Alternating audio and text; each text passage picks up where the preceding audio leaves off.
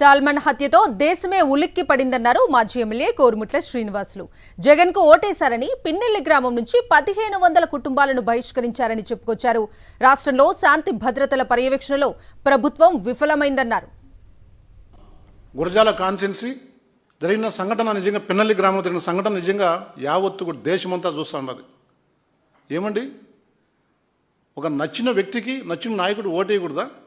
ఒక ఎస్సీకి సంబంధించిన ఒప్పుకులం మాదిగ కుటుంబంలో జన్మించిన మంద సాల్మాను ఓటేసి అని చెప్పేసి దాదాపు 1500 కుటుంబాలను బయటకు పంపించారు.